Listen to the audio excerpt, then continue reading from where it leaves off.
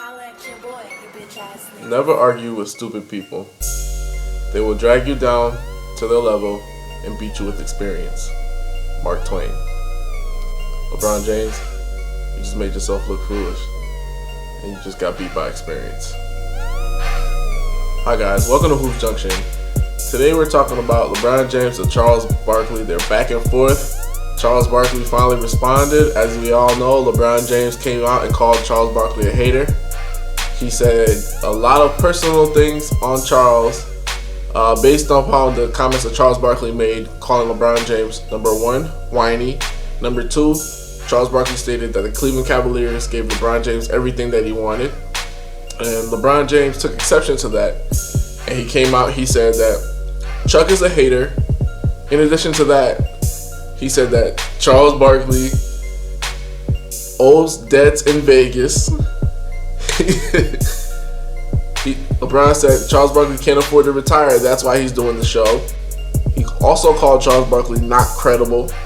LeBron said in terms of himself, he never said that he wasn't a role model and he never spit on a kid. LeBron James went on a personal tirade about Charles Barkley based on a couple of comments that were most likely true. Now, in the process, we all see that LeBron James essentially killed the messenger. This was like the scene out of 300 where, the messenger came to Leonidas and he told him, you need to give up now, and Leonidas kicks the guy into the deep pit and into the abyss. So that's exactly what happened to Charles Barkley. And Charles Barkley came back and, he essentially said that obviously LeBron Googled me and I have no problem with what he said. Some of the things that he said were true and some of them weren't true. And Charles Barkley took the high road. So let's get into this. What's going on with LeBron really? Like what was this all about? Because if you figure all the people that have spoken badly about LeBron and poorly about him, you would think Skip Bayless would be at the top of the list to get one of these huge, tirades. You're a hater, you're this and that. You would have thought he was talking about Skip Bayless, not Charles Barkley. If everybody knows anything about Charles Barkley, he has been one of the first people to actually say, I think that watching LeBron James, I've finally seen a player that's better than Michael Jordan. Charles Barkley has always been very complimentary of LeBron James. He thinks he's a fabulous player. He's always complimented him in the media. So LeBron to go off based on some comments based on strictly basketball, nothing personal, it was kind of off kilter. It was off center for LeBron. It was crazy. We got called spade to spade. What LeBron did was weak. I understand that he wants to defend his legacy, but you don't defend your legacy in this manner. It's basically LeBron James went on a personal tirade. He kept it personal. Charles Barkley kept it all basketball. Only thing he said was basketball stuff. He never mentioned anything personal about LeBron James. And on top of that, LeBron James Googled Charles Barkley's past. He even went and he went into YouTube. He had Dwayne Wade, and Carmelo Anthony, telling them, hey, 1993 finals, Charles Barkley and Michael Jordan were laughing and they was joking with each other. You would have think this was a scene out of Real Housewives of Cleveland, Ohio, or Cleveland, the Real Housewives of Cleveland. You know what I'm saying? Like, this sounds like a TV show. Because why are you Googling another man in his history? Why do you have to even go that route? There's no reason to do it. And yeah, they were laughing and joking, but back then, Barkley used to put Jordan on the floor, vice versa. People used to get forearms thrown at each other's head. Crazy stuff used to happen. And the guys were friends, but they weren't training together. They might have a dinner together, maybe. Even when Michael Jordan used to have dinner with Charles Oakley, that used to be a huge conflict of interest, and people used to hate that. They would always question their friendship and say, do you think this is good enough? And when they got on the court, Oakley would be throwing bowls at Jordan. So that kind of friendship was completely different from what we see today. You guys are going on banana boats and, all your wives are friends, all your children are friends. You have godfathers, and your level of friendship and the display of your bromance is completely different from two guys talking on the court and laughing and joking. And you don't know what they were saying. They could have been talking about each other's mama. You don't even know what was being said. You just got utmost respect for each other. So that was null and void. But just Googling another man was weak. It was completely weak. I don't respect that. I don't think any other guy would respect that as well. That sounds like it's just basically you're trying to dig up gossip or whatever. And that's a female trait, in my opinion. In my opinion, you guys might have a different opinion. That's fine. Worst thing that LeBron James could have done is basically stoop to Charles Barkley's level. In terms of, and here's the thing, Charles Barkley wasn't on any kind of bad level. LeBron James, all he had to do was basically say, in my career, I'm up here. No, I'm not up here. I'm up here. See, I surpassed my ceiling. I won 3 titles. I got 4 MVPs. I'm the man. Like, you can't talk to me. And Charles Barkley, you're down here. You're down here. You never won a title. You never won back-to-back championships. So you don't know what it takes to get to where I'm trying to get. So you need to hush. All he had to do was this. 1, 2, 3. He did it in the Golden State Warriors game when they were getting blown out by like 30 or 40 points or whatever. So somebody in the audience was heckling him, and all he did was, that's all you have to do. When these guys want to talk about basketball and stats and whatever, all you just have to do is put your resume on the table and say, what have you done? That's all you have to do. Taking it personal only drew credence to what Charles Barkley was saying, because everybody has seen LeBron James in the past 3 or 4 seasons, even in Miami, even in Cleveland. He has been whiny. Number 2, the Cleveland Cavaliers have brought you everybody that you requested. You wanted to get Kevin Love. They traded young prospects, Wiggins and Bennett, to get Kevin Love. You said you wanted J.R. Smith and Shumpert. They made a trade, got J.R. Smith and Shumpert. You said that Tristan Thompson needed to get paid. You were a vocal leader to get Tristan Thompson. You didn't get him his contract, but you were putting pressure on the Cavaliers to re-sign him. You put pressure on the Cavaliers to give J.R. Smith a nice max deal. So everybody's getting money. Everybody's getting exactly what you requested. Even most recently, you said you need a backup point guard. They already worked out 4 backup point guards. So everything you're requesting, they're doing, and you're still making it seem as if the organization has never delivered for you. Now, before LeBron came back, you could say that the organization never delivered. But post-return, LeBron James has been to 2 NBA Finals. They actually have a championship. The Cleveland Cavaliers are spending the most money in the NBA right now. They're way over the luxury tax, so they're holding up their end of the bargain. So for him to go out in the public and bring that up, it was sad and it was disrespectful. So Charles Barkley was right on all the points. Now what is crazy is nobody likes Chuck. Nobody likes Charles Barkley. I'm one of the few people that can actually tolerate him. All my friends think he doesn't know anything about basketball, even though he does. But Charles Barkley is not a sympathetic character. Everybody thinks Charles Barkley is annoying. And what LeBron James did by attacking him personally, you made us empathize with Charles Barkley. And you just look like a big wuss. Like you look like a big bully picking on a kid with glasses just because he said, hey, your shoe's untied. And if your shoe was untied, yes, it was untied. So it is what it is. There's nothing to get upset about. So not only did Charles Barkley's points prove clearly, because you were whining about him saying something about you, and you call him a hater, this, that, and the third. Now you're making people, they can empathize with Chuck. They're like, well, Charles didn't even do nothing. So that means, like, if I write an article about you, you're gonna come after me. Hey, if I say something that you don't like, you're gonna come after me. And that's not the mode LeBron wants to go. That's not where you want to go as an NBA star, superstar, a legend. You don't want to be known as a champion, but a petty champion. A guy that, you took everything personal. You don't want to be that guy where everybody knows they can touch you. You could have been touched.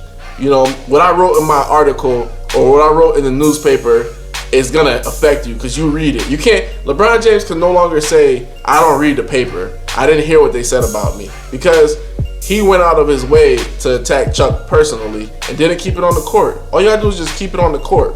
Charles Barkley essentially took the high road. He said, obviously, he Googled me, and this is like the Jedi mind trick, and just like Mark Twain said, you're gonna go down to people's level, or you're gonna try to attack people, and they're just gonna beat you with experience. Charles Barkley could have easily said, you know, guess what, LeBron? Yeah, you're right, this, that, and the third, but nobody said nothing when, you know, your teammates were supposedly doing this, that, and the third.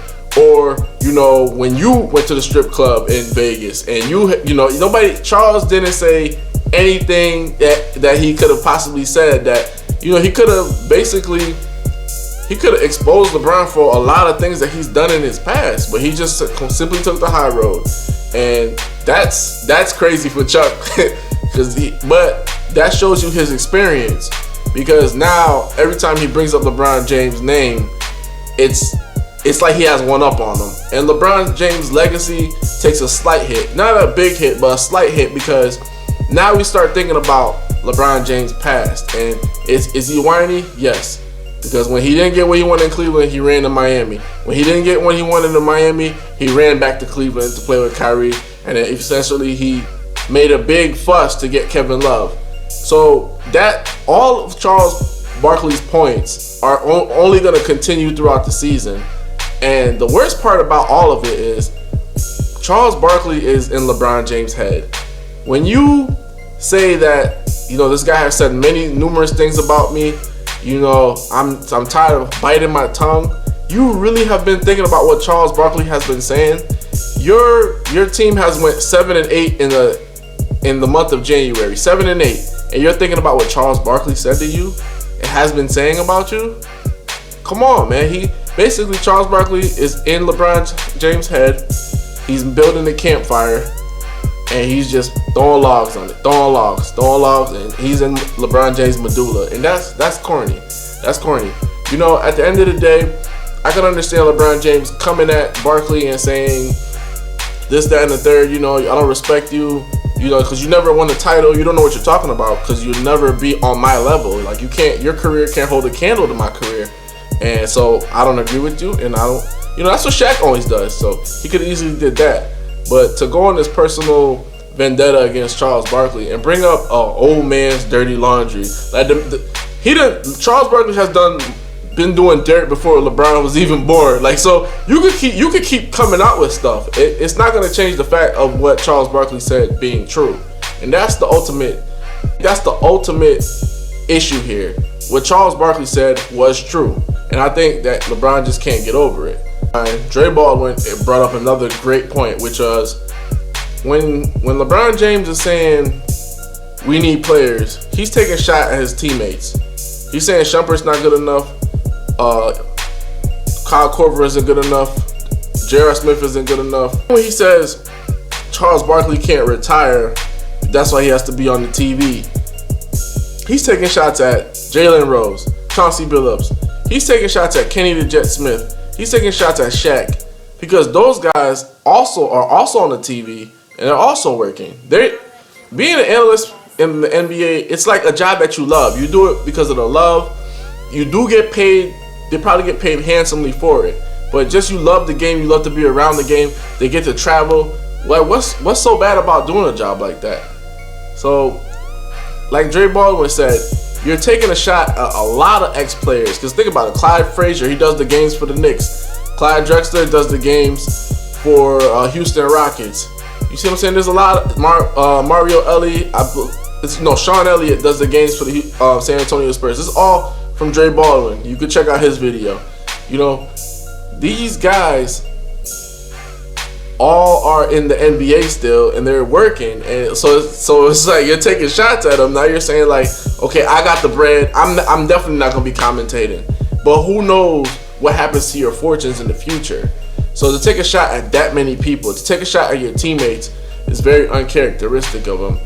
And I just hope that, you know, he could learn and grow from this, and I hope that he doesn't apologize, because if he apologizes to Charles Barkley, now it's like a double loss. It's like when Soulja Boy called out Chris Brown, and Soulja Boy was like, you know, I came to my senses, I want to apologize to everybody. It's like, no, dude, like, you made a big deal, you make a big to-do, and now you want to apologize? Nobody's going to want to take you serious anymore. So I think they just need to keep it pushing, keep it moving, Chuck was right on the money. LeBron James was right on the money, going on a personal tirade at Chuck.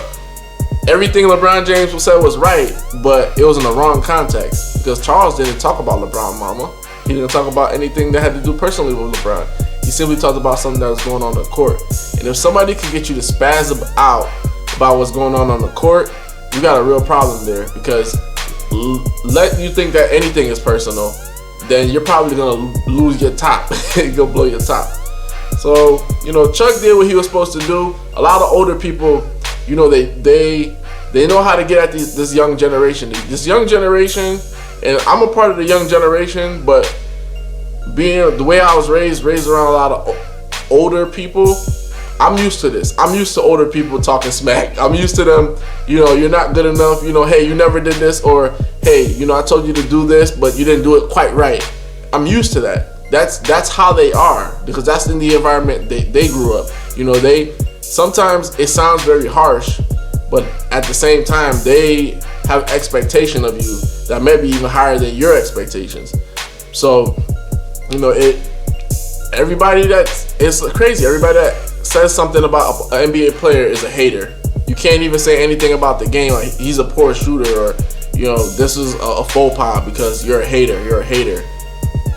I mean, at the end of the day, if everybody's hating, you know what I'm saying? Like Fab said, Happy Jose hated.